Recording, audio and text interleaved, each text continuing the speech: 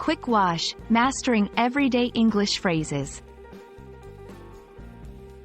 Hello, everyone. Today, we're diving into the world of everyday English phrases that can sometimes be confusing for learners.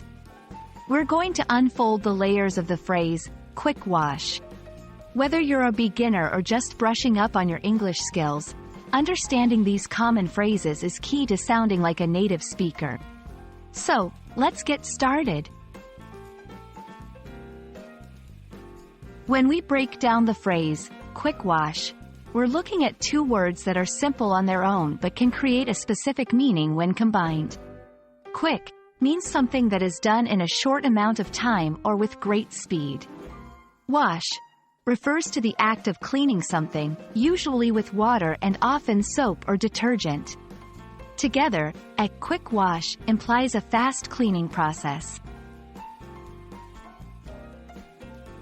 You'll often hear quick wash in everyday scenarios, particularly related to laundry. A quick wash cycle on a washing machine is a shorter program designed to clean lightly soiled clothes in less time than a standard wash. Car cleaning. At a car wash, a quick wash service might just involve the basics of spraying down and rinsing off a car, without any detailed cleaning. Personal hygiene. Sometimes, people might say they're going for a quick wash, meaning a brief shower or a swift act of washing their hands or face. To get a better understanding, let's see how it's used in different sentences. I'm just going to put these clothes on a quick wash. They're not that dirty. Can you take the car for a quick wash? It's covered in dust. I don't have time for a full shower. I'll just have a quick wash before we go.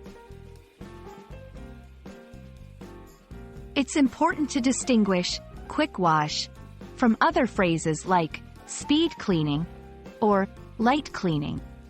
Speed cleaning often refers to a quick tidying up of an area or space, while light cleaning might imply less effort or thoroughness in the cleaning process, not necessarily less time. And that's a wrap on quick wash.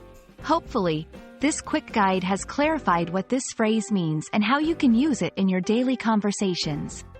Remember, understanding these little phrases can make a big difference in sounding fluent and confident in English. Keep practicing, and I'll see you in our next video. Happy learning!